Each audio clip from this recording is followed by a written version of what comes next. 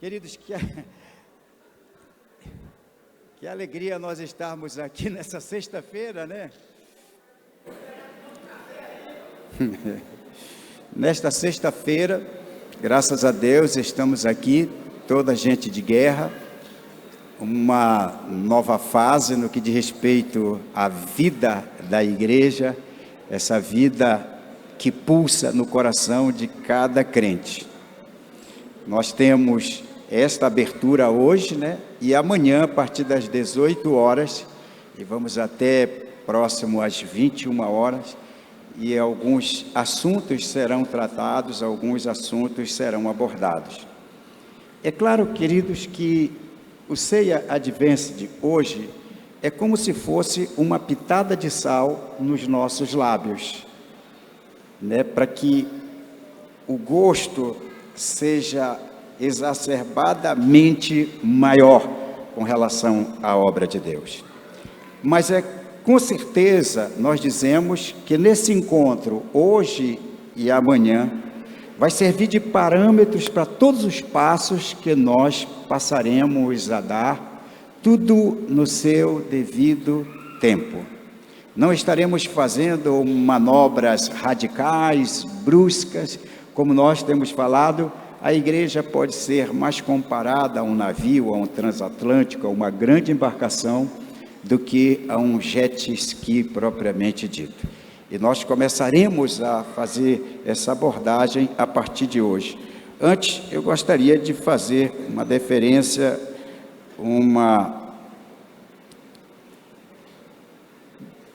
dar uma saudação especial aos pastores que estão aqui conosco nesta noite. É o pastor João Batista e a pastora Iracema, da Ceia ali na Jabatiteua. Tá? O pastor Adailson, da Ceia lá em Guarulhos.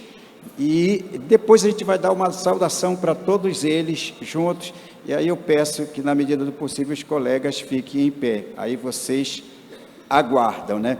Então tem a pastora Sueli e o Sérgio Vadir, da Ceia lá no Pedro Teixeira, como é mesmo agora, é o Parque Verde, né? Ceia Parque Verde, é o nome do bairro ali naquela região. E temos os obreiros também lá de Santarém, né? Que estão aqui conosco nesta noite. Aqui também está o pastor, deixa eu ver, a pastora Margarete, ela está do lado da sua irmã, a pastora Bete, da Ceia lá em Marabá, na Marabá. Quem mais está conosco? Pastores de outro, o Beleza que é daqui, né? Mas ele está todo assim, não, eu já sou da Marambaia, né? Beleza e Camila, da Ceia lá da Marambaia. É isso aí, poxa, já tem até torcida, meu irmão. Os demais pastores são daqui mesmo, da Ceia aqui em Belém, e é muito bom tê-los conosco. Eu gostaria de saber se a igreja sente-se honrada com a presença desses colegas. Eu gostaria que vocês falassem com as mãos. Eu gostaria que os colegas se colocassem em pé para receber essa saudação da igreja. Que legal, que legal.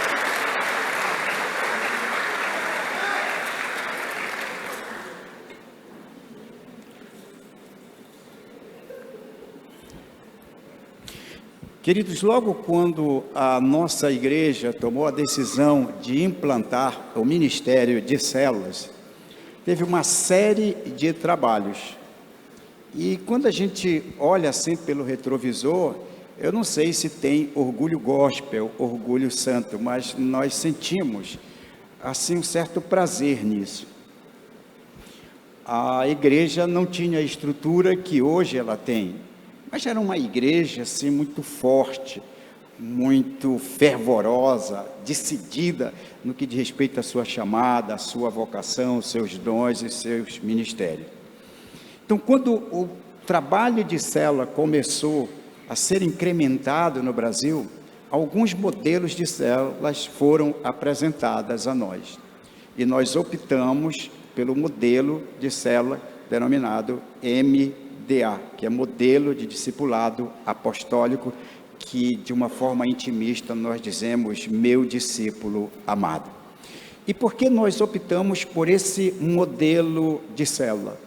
Porque os demais modelos eram assim, tipo ame-o ou deixe-o. Era um manequim único que todas as igrejas tinham que se adequar. E nós sempre batemos numa tecla, que a igreja, toda igreja local, entenda-se como igreja local, aonde nós nos congregamos, onde temos oportunidade de criar vínculos de amizade, vínculos duráveis e de qualidade. Então, por exemplo, onde é mini igreja local? É aqui na Alcindo Cacela, a ceia da Alcindo Cacela. Então, onde nós nos congregamos, formamos o nosso grupo de amigos, onde a nossa família está, onde temos a oportunidade de servir a Deus, é aí que nós chamamos a igreja local. Então, a igreja local, toda igreja local, ela tem um certo perfil, que eu diria um perfil praticamente tridimensional. Uma das coisas que é muito importante nós observarmos nesse perfil da igreja é o perfil do próprio pastor ou do colegiado de pastores. Por mais que tenhamos a unção de Deus, a vocação que parte de Deus, o dom ministerial que vem de Jesus Cristo, mas cada um de nós tem uma maneira de exercer essas funções, esse ministério, esses dons ministeriais. Então nós não somos iguais e não vamos partir quem é melhor, quem é superior, quem é inferior, nada disso, todos nós somos iguais. Talvez no que diz respeito à funcionalidade da igreja como uma instituição, como uma agremiação, possa ter até diferença. Quem é presidente está acima de vice-presidente, vice-presidente está acima de secretário, secretário está acima de tesoureiro. Então, isso é natural dentro dessa estrutura organizacional. Mas todos nós somos iguais no que diz respeito à chamada, no que diz respeito à vocação. Mas cada um de nós tem um perfil, uma maneira de se dirigir à igreja, uma maneira de fazer a obra de Deus. Nós não somos iguais. E é muito importante nós observarmos o perfil do quadro de pastores, o perfil do pastor. Uma outra coisa que é muito importante nós observarmos é o perfil da igreja, do rebanho, a faixa etária, o grau de escolaridade, o poder aquisitivos, suas tendências, suas maneiras de fazer uma equação de valores. Também os rebanhos ou as igrejas não são iguais, cada uma tem um perfil dentro da própria denominação. Como, por exemplo, se você for lá para o Parque Verde, onde está os pastores de Vadi, então aquela igreja, embora seja a ceia, seja uma extensão nossa, foi a primeira igreja a ser estabelecida a partir de célula, foi Pedro Teixeira, mas há um perfil daquele rebanho que difere, em certo sentido, do rebanho que aqui se congrega. Da mesma forma, se você visitar o pastor Adailson, lá em São Paulo, a pastora Margarete, lá em Marabá, esse rebanho conduzido por esses pastores tem o seu próprio perfil. É assim que funciona. Uma outra coisa que é muito bom nós levarmos em consideração é onde esse rebanho, onde a igreja se congrega. Estou vendo o pastor Mecenas e a pastora Eunice da ceia lá em Mosqueiro. Pastor, você fica à vontade, também se quiser vir aqui mais para frente, a gente fica muito contente. Então, o local onde a igreja se congrega. Então, nós estamos aqui no miolo do centro da capital do nosso estado.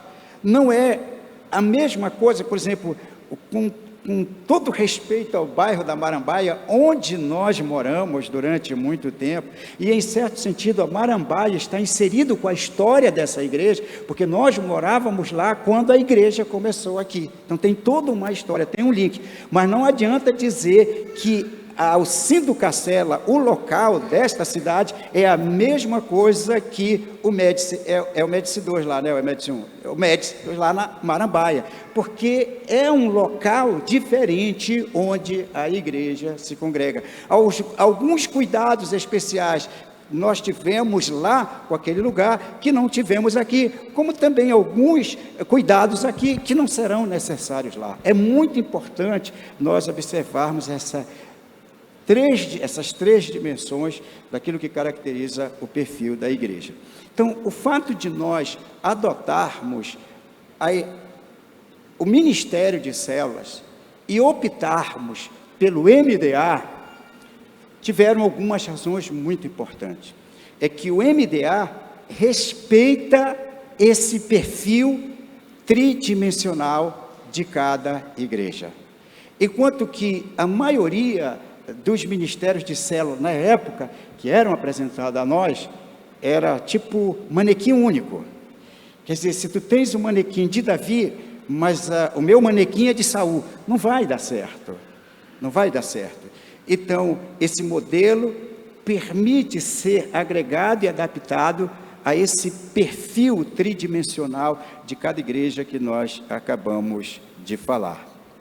Uma outra razão também por adotarmos a visão em célula é aquilo que eu digo assim: se daqui a 5 minutos nós tivermos o conhecimento, a revelação de que existe um modelo ministerial, presta atenção nessas duas palavras, mais eficiente e mais eficaz que o modelo em célula, saiba que nós vamos nos reunir e discutir isso e mudar, porque faz parte de um aperfeiçoamento.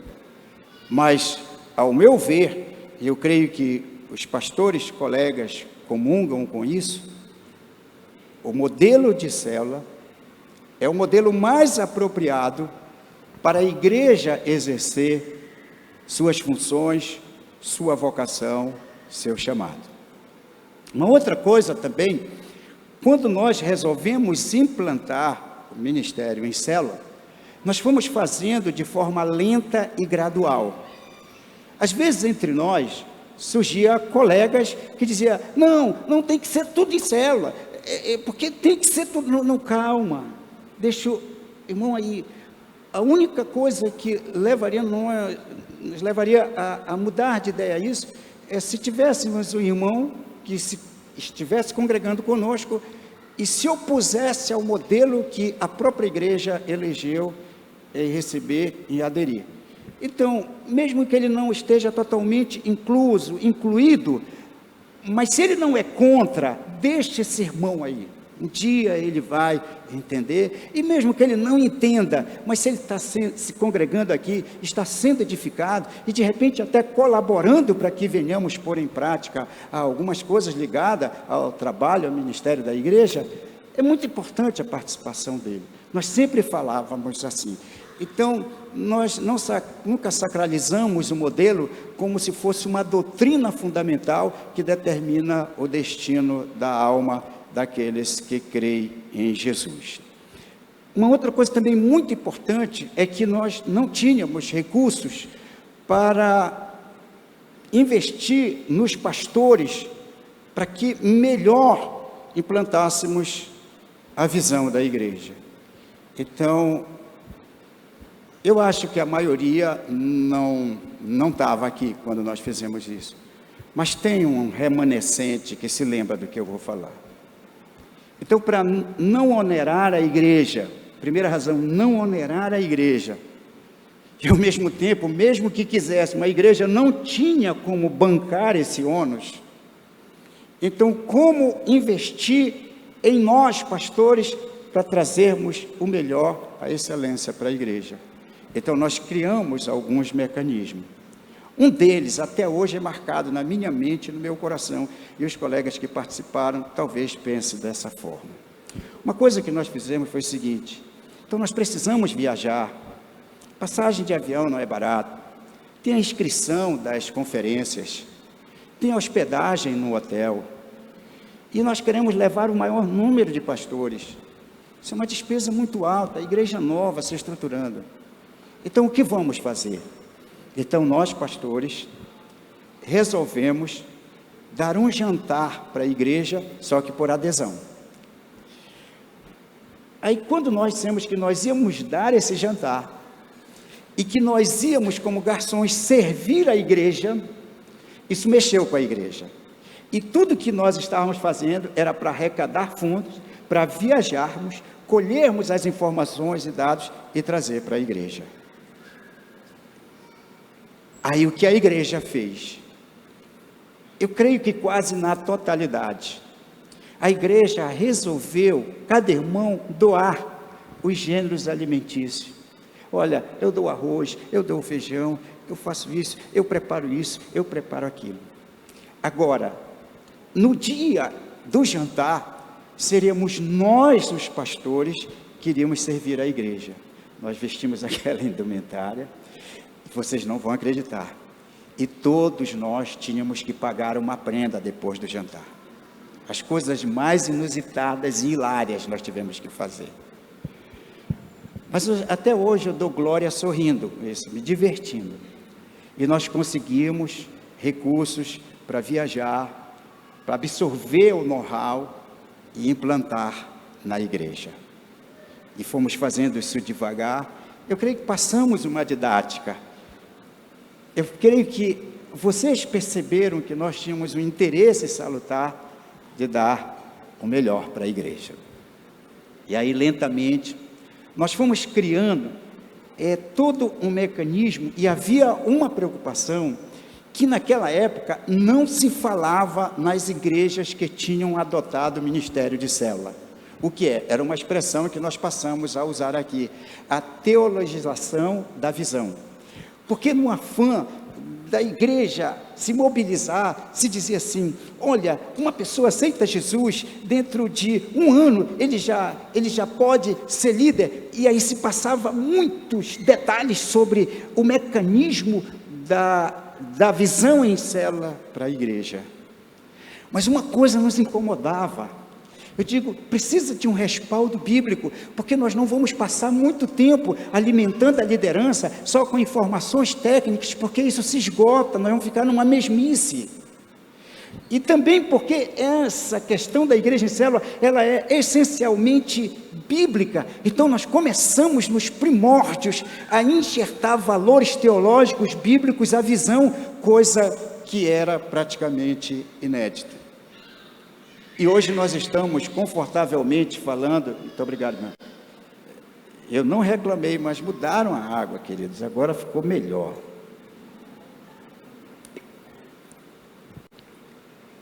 Essa questão bíblica é que nos favorece a, em determinados tempos, de maneira sazonal, nós fazermos um aperfeiçoamento, porque isso é bíblico. E a vida cristã é assim. Então, uma das primeiras coisas que nós fizemos foi trazer a Bíblia para isso. E surgiram logo 3 ministrações. Uma ministração que falava sobre Gênesis 4. Onde está teu irmão? Pergunta de Deus para o assassino, o assassino do seu irmão. Então, é o fratricida, né? Então, Caim havia matado Abel. E Deus pergunta para o assassino, onde está teu irmão? Então, nós contextualizamos essa passagem para a visão em célula e o MDA, que cada um procura saber onde está o seu irmão. No sentido de trazer uma cobertura de ordem espiritual. É um número muito importante na igreja, porque para ir para o céu deve mexer com o nosso brio de buscarmos os milhões sem Cristo, mas indo para o inferno é um grande desperdício. E aqui nós focávamos a importância de cada servo de Deus no corpo de Cristo. A outra ministração foi a que está em Josué 8, convoca toda a gente de guerra. E nós trouxemos uma visão ligada à visão em célula com relação a essa passagem de conquistas de Josué. E a terceira passagem é que está em João 17, Jesus como Filho de Deus prestando conta ao Pai, em que nessa prestação de conta ele revela a excelência do seu ministério. Pai, todos aqueles que tu me deste estão aqui, nenhum se perdeu, exceto o filho da perdição. Jesus não se sentiu responsável nem corresponsável pela perda de Judas, porque Judas foi o discípulo que teve mais oportunidade dada por Jesus Cristo. E ali víamos a excelência, daí surgir a ideia que a igreja, ela não precisa ser uma estação rodoviária onde todos que entram pela porta da frente saem pela porta de trás, mas a excelência é para que ninguém se perca. No meio dessas ministrações surgiu os 5 postulados da visão do MDA, e eu gostaria de mostrar para vocês o quanto isso é essencial e o quanto isso está tão válido, está tão vivo hoje, mesmo a gente falando dessa reengenharia no que diz respeito ao ministério da igreja. Amar Jesus, amando vida, e eu gostaria que projetasse o primeiro postulado da visão do MDA. Então, o primeiro postulado diz assim: oportunidade igual para todos cumprirem a principal missão. Onde é que está isso? Está exatamente aqui em Mateus, capítulo 28, verso 19 e 20. Esses 2 versículos falam da grande comissão que Jesus dá para a igreja. A missão principal da igreja está aqui. Qual é a missão principal? Fazer discípulos de todas as nações. Só que o versículo 20 fala de um discipulado com aprofundamento. Eu gostaria de ler essas passagens, embora não esteja na tela aí, eu gostaria só para refrescar a nossa memória. É bem conhecido, mas eu faço questão de ler na íntegra. Ide, portanto, fazei discípulos de todas as nações, batizando-os em nome do Pai, e do Filho e do Espírito Santo. Via de regra, a cristandade estaciona nesse primeiro nível de discipulado. Ide e fazei discípulos de todas as nações. Mas o versículo 20 é extremamente desafiador. Porque ele diz assim, a um nível, ide fazei discípulos de todas as nações, não é só transferência de conhecimento, de know-how, de entendimento. Não é o discipulador chegar com a sua caçamba cheia de informação e despejar na caçamba do discípulo que precisa de informação. Você vai ver que há vínculos profundos, porque diz que nível é esse discipulado? Ensinando-os a guardar. Porque uma coisa é você falar sobre o que Jesus disse, outra coisa é bem diferente, você levar o discípulo, ensinar o discípulo a guardar todas as coisas. Deixa eu ler na íntegra aqui. Que vos tenho ordenado, e eis que estou convosco todos os dias até a consumação do século. Que nível é esse que nós estamos falando desse discipulado como primeiro postulado da visão MDA? Aí nós pegamos uma frase do Dr. Benjamin Franklin. Ele não estava se referindo a Mateus 28, verso 19 e 20, mas provavelmente seja a melhor definição desse nível de discipulado. Gostaria que passasse o slide seguinte. Dr. Benjamin Franklin, ele diz assim: se me dizes, eu esqueço. Se me ensinas, eu me lembro. Se me envolves, eu aprendo. É um discipulado que ele se torna eficiente e eficaz pelos vínculos de amizade, de envolvimento, de interação espiritual. O segundo postulado da visão da igreja é objetivo dos dons ministeriais. Isso está em Efésios capítulo 4, verso 11 e 12. E eu gostaria também de ler, não só essas duas referências, mas ler um texto maior, versículos que vêm antes e depois, para que nós venhamos compreender melhor o contexto onde esses dois versículos, o 11 e o 12 do capítulo 4, se encontram. E ele mesmo concedeu uns para, aí você pode enumerar, apóstolos, profetas, evangelistas, pastores e mestres.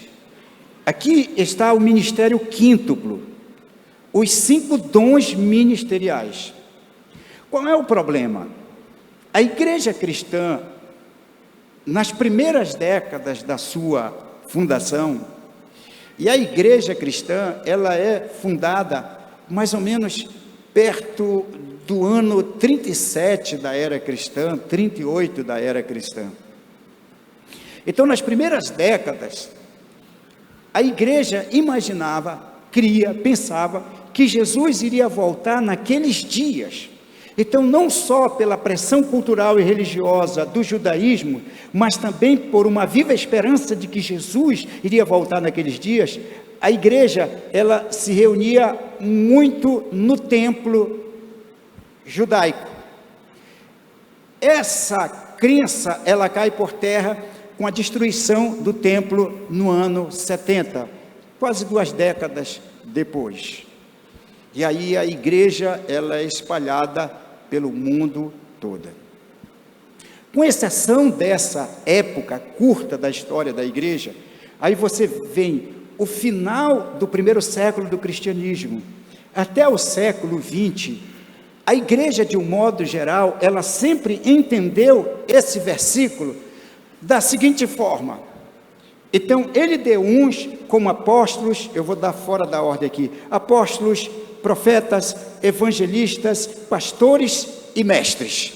Então, durante esses quase 19 séculos de história de cristianismo, a igreja entendeu que esses dons ministeriais formavam o colégio clerical da igreja. Então, os clérigos geralmente ficavam numa plataforma, num púlpito, num plano maior do piso das naves das catedrais, com os seus paramentos, com as suas indumentárias clericais.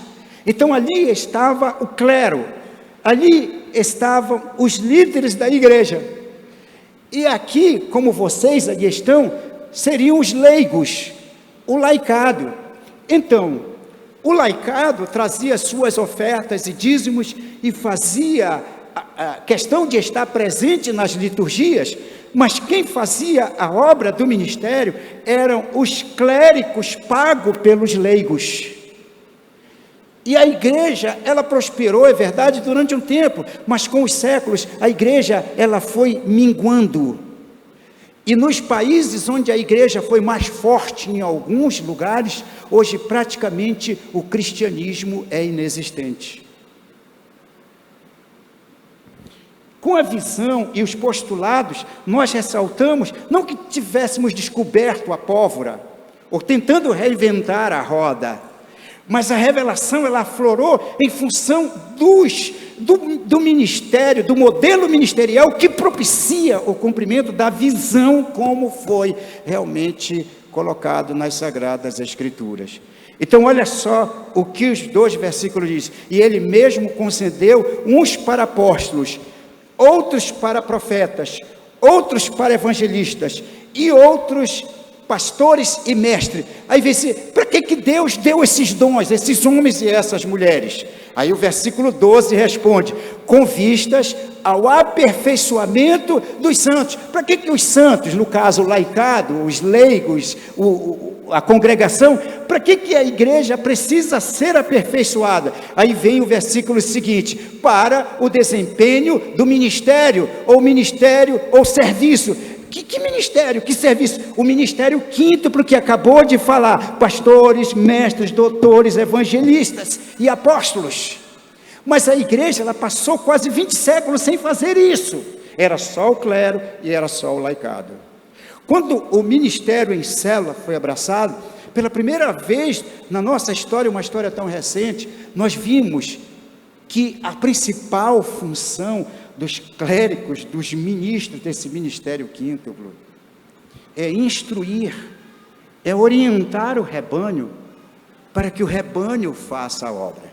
E por que a maior parte das igrejas não faz isso? Porque não tem um ministério que absorva 100% dessa mão de obra qualificada, que é chamado o corpo de Cristo, a igreja do Senhor Jesus. Essa é uma das razões de nós termos a visão de célula. E olha só o quanto é importante. Nós vamos ver aqui, a partir do versículo de número 8. Por isso diz: quando ele subiu às alturas, está falando da ascensão de Jesus, levou cativo o cativeiro. Essa ascensão de Jesus é a transferência do lugar da habitação dos mortos, naquele período que ele passa na sepultura, entre a sexta-feira e o domingo da ressurreição. Então, subindo ao alto, levou cativo o cativeiro e concedeu dons aos homens. Perceba que ele já tinha deixado 12 apóstolos, com exceção de Lucas, com exceção de Judas, que se desviou. Mas agora, já após a sua morte, ele começa a distribuir dons aos homens. Quer dizer, não é algo circunscrito a 11 homens no primeiro século, mas isso é extensivo a toda a época em que a igreja vai crescendo. Ora, que quer dizer subiu, senão que também havia descido às regiões inferiores da terra? Aquele que desceu, está falando de Jesus, é também o mesmo que subiu acima de todos os céus para encher todas as coisas. Aí vem os dons ministeriais. E ele mesmo concedeu uns para apóstolos, outros para profetas, outros para evangelistas e outros para pastores e mestres, com vistas ao aperfeiçoamento dos santos, para o desempenho do serviço, para a edificação do corpo de Cristo. Aí vem a pergunta: o que ganhamos com isso? A resposta está no versículo 13: até que todos cheguemos à unidade da fé e do pleno conhecimento do Filho de Deus, à perfeita varonilidade, à medida da estatura da plenitude de Cristo. Versículo 14: para que não mais sejamos como meninos, agitados de um lado para o outro e levados ao redor por todo vento de doutrina, pela artimanha dos homens, pela astúcia com que induzem ao erro, mas seguindo a verdade e amor, cresçamos em tudo naquele que é a cabeça, Cristo, de quem, presta bem atenção, todo o corpo. Se você não tem um ministério em célula, ou parecido a um ministério em célula, segundo pesquisas cientificamente elaboradas, uma agremiação religiosa só consegue absorver no máximo 30% do voluntariado na igreja para fazer o ministério, e 70% são espectadores. E por que é importante que todo o corpo venha participar? De quem todo o corpo, bem ajustado e consolidado pelo auxílio de toda a junta, segundo a justa cooperação de cada parte, efetua o seu próprio aumento para a edificação de si mesmo em amor. Aqui nós estamos vendo que nós, como servos de Deus, podemos sempre crescer. E o que nos leva a um crescimento? Não é o tempo. O que nos leva a um crescimento, em primeiro lugar, é o poder transformador da palavra em nossa vida. Em segundo lugar, é a ação purificadora do Espírito Santo em nossa vida. E em terceiro lugar, quando nós colocamos a mão no arado e não olhamos para trás. É isso que a Bíblia está dizendo. Por isso que nós somos uma igreja em célula. Não é um modismo. E aqui está esse segundo postulado da visão da igreja. O terceiro postulado diz assim: a igreja como comunidade de sacerdotes. Se vocês olharem, há algumas referências aqui. Só na epístola de Pedro, a primeira epístola, nós temos duas referências, 2 versículos, melhor falando. Primeira epístola de Pedro, capítulo 2, os 2 versículos são o 5 e o 9. E o capítulo 1 de Apocalipse, versículo 6. Esses 3 versículos, eles são enfáticos em dizer que a igreja é constituída, é uma nação, é um povo constituído de sacerdotes. Então, todos que aceitaram a Jesus estão inseridos no corpo, como nós acabamos de ler aqui, todos os membros, conectados pelas juntas e na sua edificação, todos os membros da igreja são sacerdotes. Agora pergunta a qualquer igreja que você queira, o que é que um sacerdote faz? A maioria não sabe. E o que era necessário para uma pessoa exercer o sacerdócio, tomando por base o sacerdócio levita? Ele precisava ser da tribo de Levi, ele precisava ser da família de Arão, ele precisava estar dentro de uma faixa etária, e ele precisava ter um corpo perfeito. E existem 11 deficiências físicas que eliminavam uma pessoa de exercer o sacerdócio, mesmo sendo levita, mesmo sendo da tribo de Levi, mesmo sendo da família de Arão, mesmo ele estando dentro de uma faixa etária. Se ele tivesse uma dessas 11 deformidades físicas, ele não poderia exercer o sacerdócio. Por que que a igreja realmente na prática, e eu não estou falando de nós, isso é algo que nós temos superado, precisamos aperfeiçoar isso, mas nós superamos. Por que que o crente não exerce o seu sacerdócio? Porque ele não sabe qual é a função de um sacerdote. Durante os postulados da igreja, nós vimos que as funções sacerdotais, elas estão intimamente ligadas ao ministério quíntuplo. Tudo que os 5 ministérios faz em Efésios capítulo 4, verso 11 e 12, são funções sacerdotais. Mas muita gente não sabe disso. Em segundo lugar, aqueles que sabem e não fazem, é porque às vezes não há vaga para ele fazer. As igrejas, via de regra, têm seus departamentos, as suas redes, e absorve 30%, 70%, mesmo que saiba que eles e seu sacerdócio, não há vaga. O modelo em célula absorve toda essa mão de obra qualificada. E mais um detalhe, mas existe também pessoas que mesmo sabendo, mesmo tendo vaga, não exercem o seu sacerdócio. É porque ele precisa ser curado em alguma área da sua vida. E não é fácil ser curado. Talvez a maior dificuldade é admitirmos que precisamos de cura. Então, quando nós falamos do encontro de fé, não é um encontro que se inventou para botar dentro da programação da igreja. O encontro com Deus é uma oportunidade que as pessoas têm de serem curados em alguma área que só a pessoa e Deus sabe.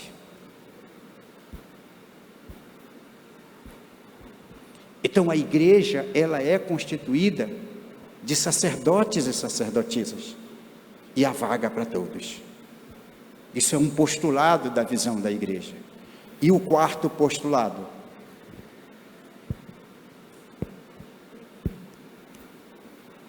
a mutualidade como estilo de vida. A mutualidade é a mesma coisa que a inteligência social, é uma tecla que nós batemos sempre aqui. E a mutualidade, ela é caracterizada por mais de 50 versículos no Novo Testamento. Eu separei apenas um que ele é emblemático. É o que está na Epístola aos Tessalonicenses. É a parte de um versículo que diz assim: edificai-vos uns aos outros. A mutualidade é aquela doutrina de uns aos outros. Orai uns pelos outros. Amai-vos cordialmente. Edificai-vos uns aos outros. Chorai com os que choram. Então a igreja, ela precisa exercer a mutualidade, que é uma das doutrinas mais lindas. E outra coisa, sem a mutualidade não tem como você cumprir a grande missão que está lá em Mateus capítulo 28, versículos 19 e 20. Porque ensinando-os a guardar todas as coisas que Jesus mandou, quer dizer, como você vai ensinar a pessoa a guardar? Uma coisa é você informar a pessoa, outra é a pessoa armazenar na sua alma, na sua mente, no seu cérebro. E isso já não compete a nós. E como nós podemos fazer com que as pessoas cumpram aquilo que Jesus falou? Através do envolvimento com laços de amizade. Às vezes as pessoas rejeitam o evangelho que nós pregamos, mas quando ele percebe o evangelho em nós, mesmo que ele não entenda, ele diz assim: você é diferente, e essa coisa diferente que tu tens, eu gostaria para mim. Aí abre-se a porta para você falar e levar aquela pessoa a guardar tudo que Jesus ensinou. Não dá para chegar nesse nível de discipulado sem um envolvimento passional mediante a mutualidade, uma das doutrinas mais fantásticas do Novo Testamento. E o último postulado da visão, é o quinto postulado da visão do MDA. Se der para passar o slide, por favor. Aí. Visão clara do que é prioritário.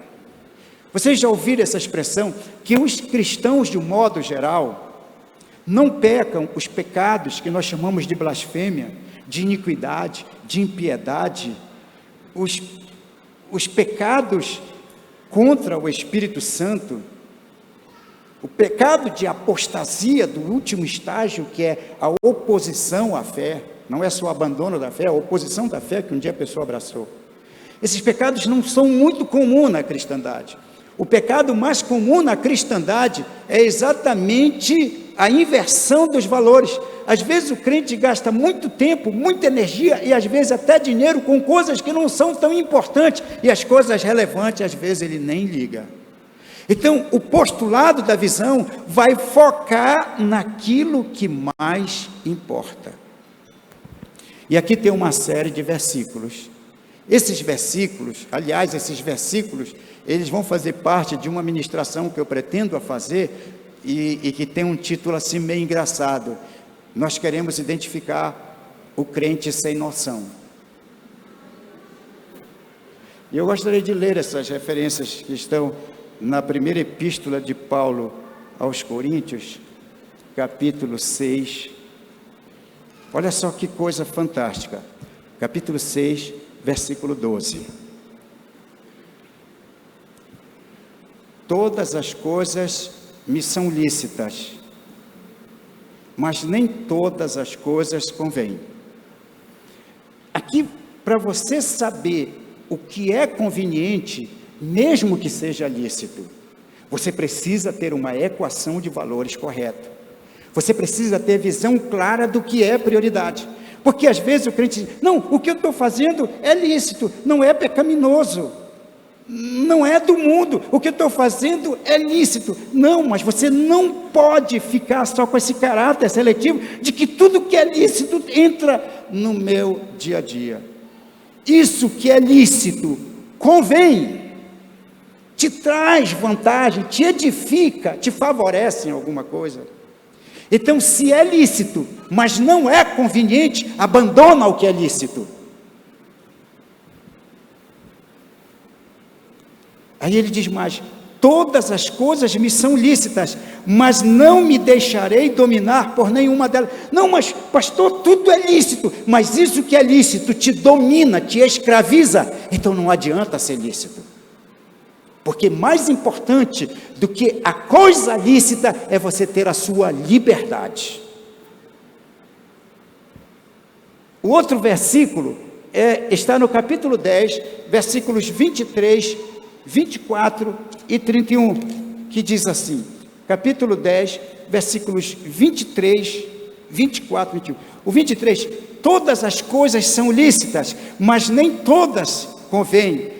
Todas são lícitas, mas nem todas edificam. Não, pastor, é lícito, mas ela te escraviza, abandona isso. É lícito, pastor, mas te convém? Não, então abandona isso. É lícito, pastor, mas te edifica? Não, então abandona isso, mesmo sendo lícito. Isso é uma equação de valores. É você ter um caráter seletivo e focar naquilo que é prioridade. Nós não temos muito tempo, querido, para perdermos tempo com coisas que não são prioridade. Às vezes o inimigo não tem muito interesse de te levar para o mundo, para fora da igreja. Ele quer te entreter dentro da igreja, você fazendo aquilo que não é prioridade. E o versículo de número 24. Ninguém busque o seu próprio interesse e sim o de outro. Não, pastor, eu tenho que ver a minha parte, porque farinha pouca, meu pirão primeiro. Você não é único e exclusivista, você faz parte de um corpo, você tem que se importar com o seu irmão. E a pergunta que foi pronunciada há mais de 4 milênios, está valendo no século 21. Onde está o teu irmão? Essa pergunta não é só para Caim, é para cada um de nós hoje. Precisamos nos importar com o outro.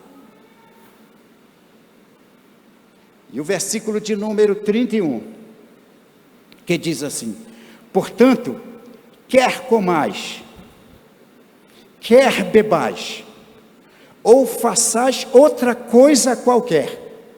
Olha, quem vai viver sem comer, sem beber, 100% inativo? Ninguém. Então você come, bebe, faz as coisas, mas presta atenção, não é só comer, não é só beber, não é só fazer o que você deve fazer, fazei tudo para a glória de Deus. Então a visão te leva, a visão clara do que é prioridade.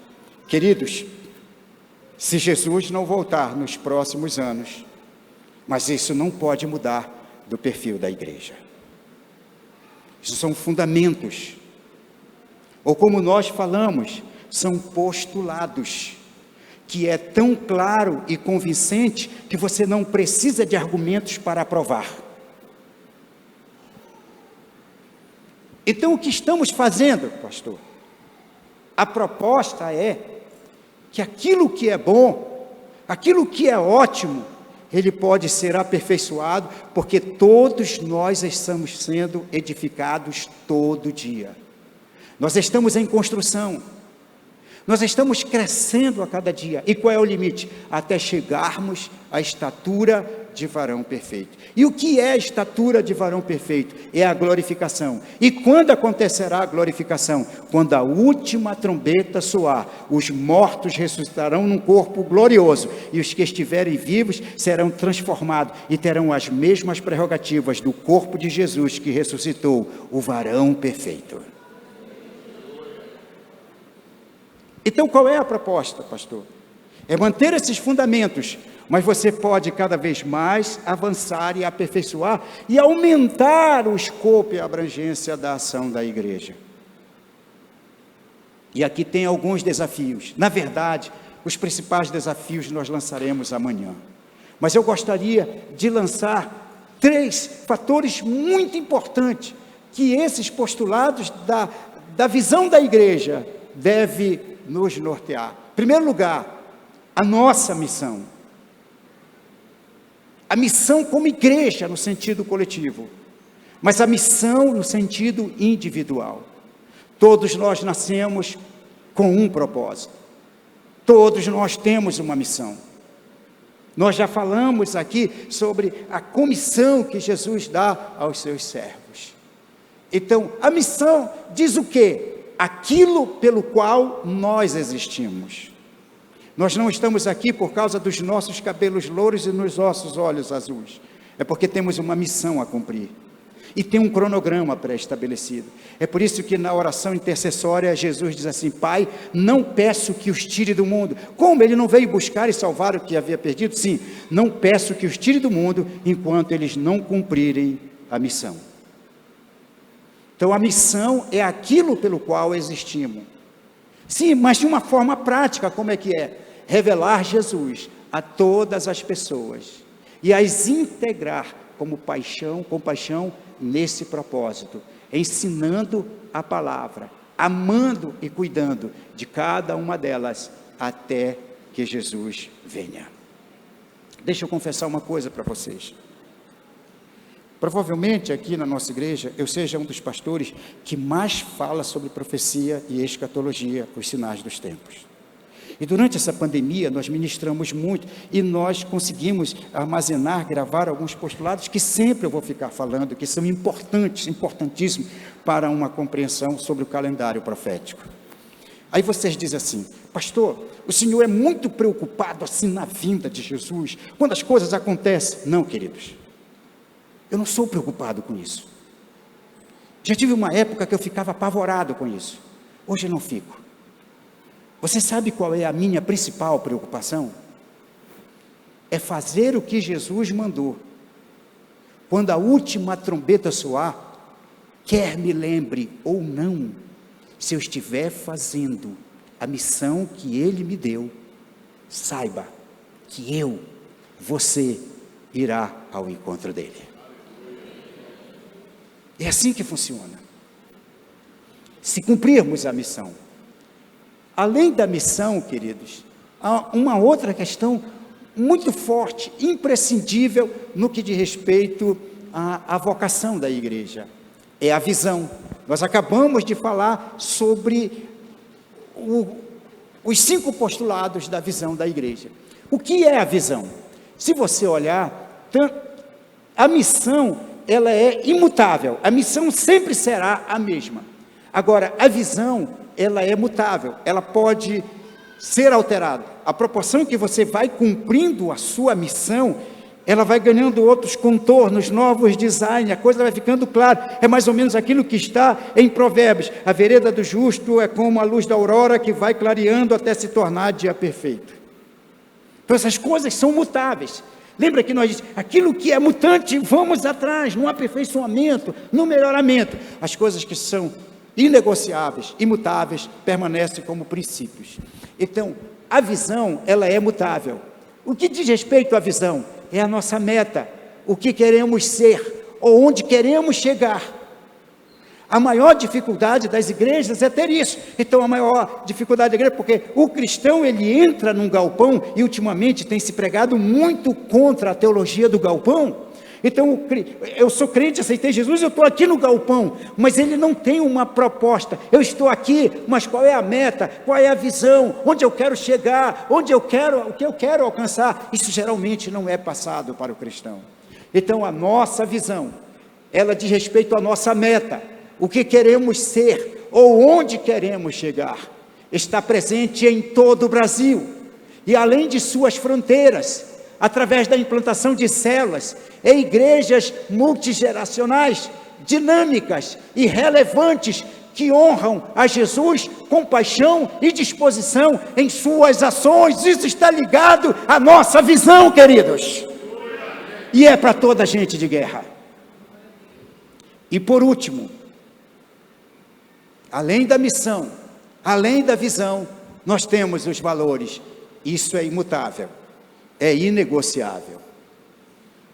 Do que não abrimos mão, ou o que precisamos ter. Não podemos negociar, não podemos abrir mão disto.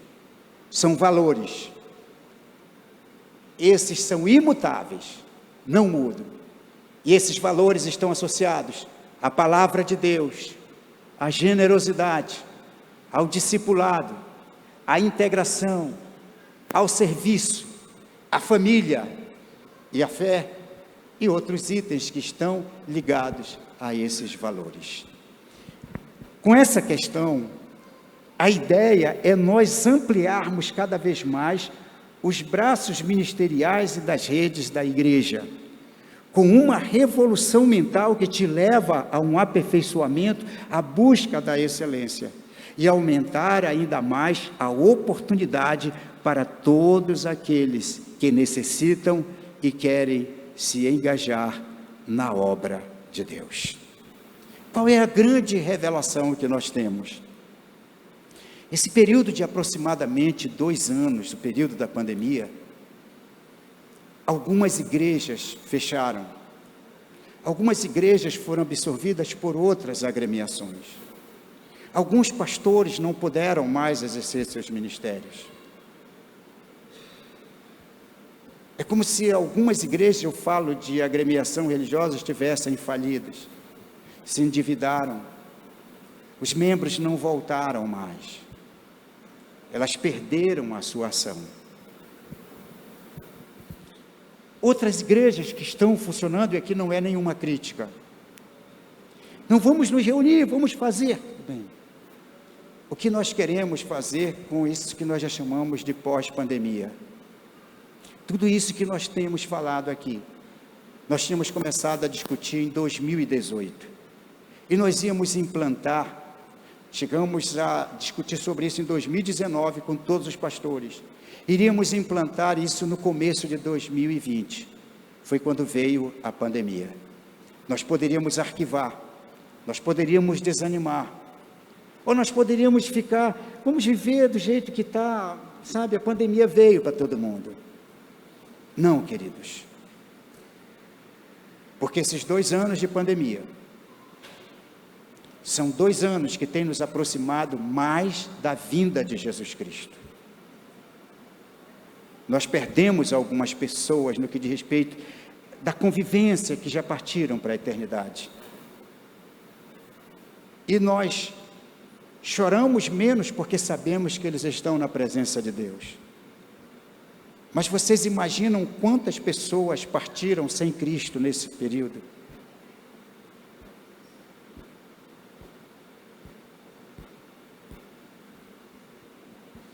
Então, nós não queremos voltar como nós éramos antes da pandemia.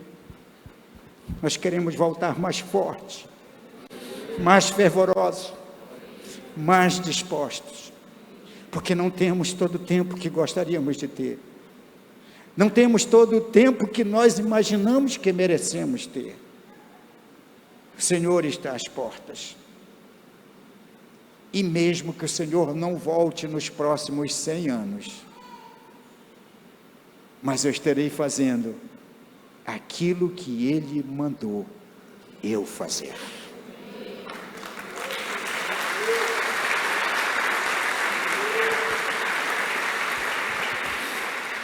Tem mais um detalhe. Quando nós começamos o ministério em célula, nós falamos de uma pesquisa que no mundo, que tem mais de 7 bilhões de habitantes, 90% dessa massa populacional de 7 bilhões de habitantes, 90% não tem iniciativa própria para realizar as coisas. Elas precisam ser orientadas. E às vezes eu até uso essa ilustração. Se você quer contratar um trabalhador doméstico para a sua casa, geralmente você pergunta, você tem experiência? E se a pessoa tem experiência, ela diz assim, eu já trabalhei na casa do professor fulano, eu já trabalhei na casa do doutor fulano, eu já trabalhei na casa do senhor ciclano. Aí você imagina, essa pessoa sabe tudo. E aí quando você contrata, é muito comum você perceber que algumas coisas simples e fundamentais aquela pessoa não sabe. E por que ela não sabe? Porque ela passou por vários empregos e várias casas e não tiveram paciência de ensiná-la as coisas simples. Como assim, pastor? Desculpe o exemplo, mas pega um rolo de papel higiênico, tudo tem ciência.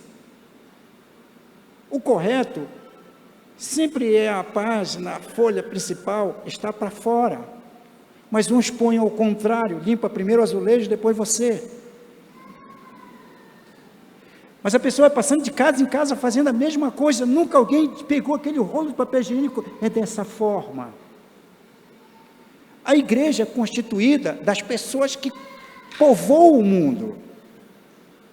Então muitas coisas na igreja que a gente imagina que sabe, nós não sabemos. Um outro exemplo muito simples, se eu disser assim, qualquer um de vocês pode recolher as ofertas e dízimos aqui, não, querido, não é qualquer um que sabe. Então de repente você pega a salva e vai tirar a oferta. faltaram alguns dos acolhimentos da diaconia, você pode tirar oferta? Não, eu tiro sim, com o máximo prazer. Aí imagina, essa pessoa nunca tirou oferta, às vezes ele é presidente de uma grande empresa, ele é um gerente, ele é um profissional liberal, um formador de opinião, ele é uma pessoa que temos dificuldade de marcar uma hora para falar com ele, mas ele aqui é um servo de Deus, ele quer cooperar mesmo com as coisas simples. Ora, qualquer um sabe tirar oferta. Eu sou presidente de uma grande empresa. Sabe o que vai acontecer com esse irmão? Ele vai chegar aqui e ele vai ficar aqui, está com o pastor João Batista. Ele vai ficar, enquanto o pastor João Batista não mete a mão na carteira, ele vai constranger o pastor. Mas é capaz de vir um outro e fazer diferente. É que nem o The Flash, ele passa rápido que não dá tempo do irmão tirar e botar a oferta. E isso não é tudo. Vai chegar um momento em que o irmão vai dar R$100 e diz assim, é só 50, me dá 50 de troco. Aí ele vem para cá, um outro irmão dá 50, é só 20 de oferta, 30 de troco. Daqui a pouco ele não sabe onde está o irmão, quanto deram para ele, quanto é de troco. Uma coisa tão simples. Aí vem, pastor, se essas coisas simples, nem sempre a gente sabemos, isso que o Senhor está falando, como é que a gente vai fazer? Sabe os 5 dons ministeriais? Tu não sabes, nós te ensinamos, porque os pastores, os apóstolos, os profetas, os evangelistas e mestres foram dados para a igreja, para treinar a igreja, para ensinar a igreja. E para que a igreja precisa ensinar? Para que a igreja também faça a obra do ministério. E a gente vai crescendo, todos os membros, com juntas e medulas, até chegarmos à estatura de varão perfeito. E vamos contemplar a face do Senhor. Você sabe o que Jesus vai dizer para cada um de nós? Servo bom e fiel, foste fiel no pouco, sobre o muito te colocarei, entra no gozo do teu Senhor. Isto é igreja, que se aviva, rejuvenesce, independente das circunstâncias.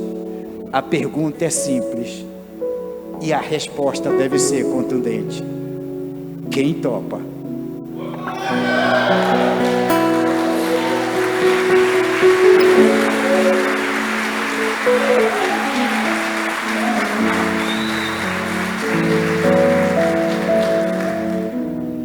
Amanhã, queridos, a partir das 18 horas, não vai ter cavalo de pau, não vamos reinventar a roda, nem descobrir a pólvora. As coisas que a gente vem fazendo, nós vamos ampliar o leque. E de repente aquela angústia que está no teu coração, onde eu posso frutificar, onde eu posso ser útil, vão te dar a oportunidade. Você vai anotar, pode ser aqui, eu estou disponível aqui, conta comigo. E nós queremos todo esse feedback para toda a gente de guerra.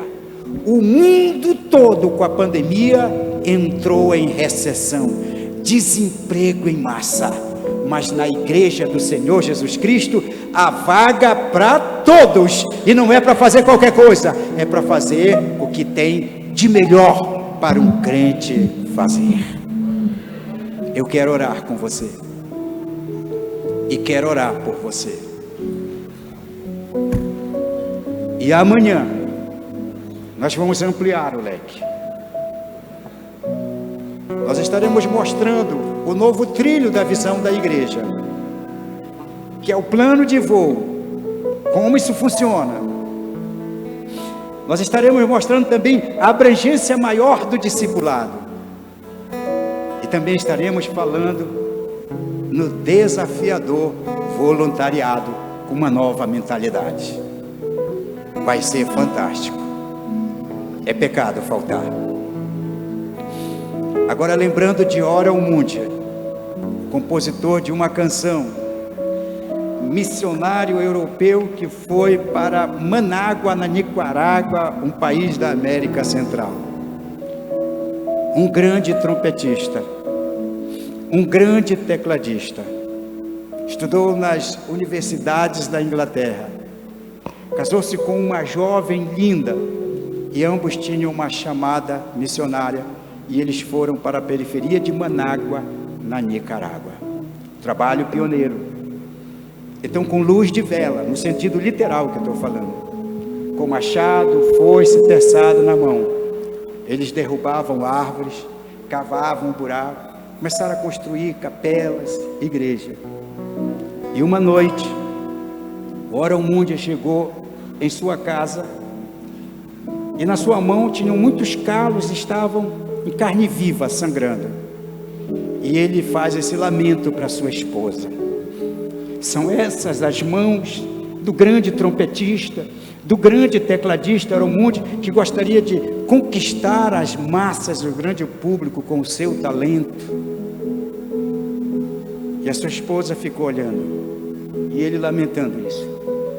Ele foi dormir cansado, exausto. Ele teve um sonho com natureza de revelação. Neste sonho, Jesus vem até ele e diz assim: Ora Mundia, você está lamentando, você está chorando, porque nas tuas mãos tem calos, estão sangrando?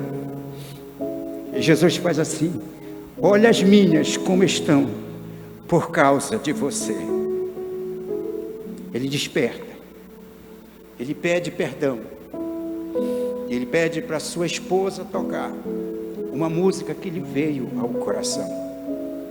E a tradução e a versão desta música é mais ou menos assim: tenho visto os milhões sem Cristo, tenho ouvido o grito de sua dor, multidões com mãos erguidas, dá-nos Salvador. Mestre, toma e usa a minha vida, enche-a de visão e amor. Em meu ser, acende a chama que nunca se apague, Senhor. Ele rejuvenesce na sua visão e faz um dos trabalhos mais fantásticos naquele pobre país da Nicarágua, cuja capital é Manágua. Que nós possamos olhar para as nossas mãos e dizer assim: Senhor, usa-me com amor, com paixão, e que a tua chama jamais se apague em meu coração. Precisamos estar ainda mais apaixonados por pessoas, por perdidos. Nós vivemos uma época, se você tem seu pet, você gosta. A minha filha tem uma cachorrinha e ela diz que eu sou avô da cachorrinha dela. Ela é a única neta pet. Papai, porque senhor não abre uma congregação pet, não sei o que mais. Ela brinca. Nada contra pessoas que têm carinho com o cachorro, mas às vezes não dá dó no coração que pessoas lamentam os maltratos dos animais, e não é para maltratar animais, é bom cuidar dos animais, mas às vezes pessoas que se importam com o pet não derramam uma lágrima por perdidos sem Cristo, por quem Jesus morreu. Será que não há uma inversão? Não é preciso apedrejar, chutar, maltratar os animais, mas precisava ser tão indiferente com os perdidos sem Cristo. Você está em busca da casa própria? Faz um pedido de oração que eu vou te acompanhar em oração. Nada mais justo do que você ter a sua própria casa, seu próprio carro, seus filhos numa boa escola. A gente te apoia nisso. Mas talvez a maior carência nossa seja nós chorarmos pelos perdidos. Senhor, me faz chorar pelos perdidos. Eu quero amá-los. Eu quero sentir paixão por eles. Usa a minha vida. É para todos. Nós, pastores, nós vamos só te ajudar, te orientar. Esse é o nosso trabalho, essa é a nossa vocação. Deus nos deu para aperfeiçoamento da igreja, para que a igreja faça a obra do ministério. O modelo que nós temos propicia oportunidade igual para todos fazer o que tem de mais importante. Eu gostaria que você orasse olhando as suas mãos e se inclua nesta oração. Ouse orar desta forma. Diga: Senhor, no mundo espiritual, é como se eu visse sangue de inocentes que já partiram sem que eu tivesse falado com ele. Mas nós não queremos que você crie remorso e culpa nesse momento, mas que você seja desafiado a dizer: a partir de hoje, Senhor, conta comigo, no meu condomínio, onde quer que eu vá, falando ou entregando literatura ou convidando para uma célula, para a igreja. De alguma forma, eu quero fazer algo enquanto eu tenho tempo. Essa é a nossa missão, essa é a nossa vocação, e é para todos nós. Você imaginou se todos nós fizermos isso todo dia? Não haverá prédio nesta cidade que possa abrigar a igreja. Eu sonho termos igreja em tudo que é rua, tudo que é beco, tudo que é vila, falando do amor de Cristo, e que nós possamos cuidar dessas pessoas muito bem. Senhor, estamos na Tua presença e estamos sendo desafiados a fazermos mais, a fazermos melhor e fazermos em menos tempo possível. E se atingirmos esta meta, que o Senhor Jesus leve o crédito por tudo. Unge a minha mente, unge meu coração, unge meus sentimentos, minhas emoções, e usa, Senhor, sem restrições, a minha vida para a glória do Teu nome, para louvor e honra do Senhor. Os dons e talentos que Tu tens me dado, que eles possam cada vez mais aflorar em busca dos perdidos e a glorificação do Teu nome. Eu quero continuar nessa igreja engajado, junto com os meus irmãos, levando com temor, reverência e entusiasmo os objetos sagrados da Tua casa. Usa-me, Senhor, nesta última hora do calendário profético da Tua igreja. Não queremos ser diferentes por atitudes estranhas e esdrúxulas. Queremos ser diferentes pelo fato da Tua graça em nós fazer a diferença. Abençoa-nos no sentido individual, no sentido familiar, mas abençoa-nos no sentido de corpo, de igreja, a Tua amada igreja.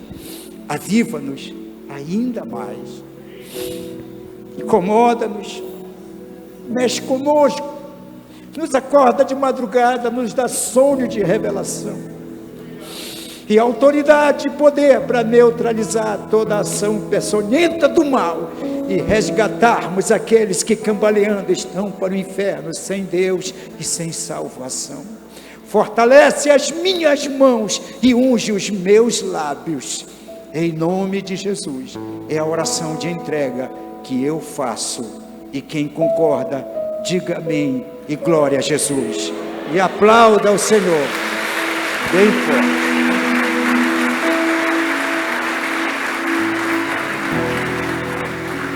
Temos algo fantástico para todos a partir de amanhã. Vamos louvar ao Senhor. Quanto mais eu te buscar, mais eu te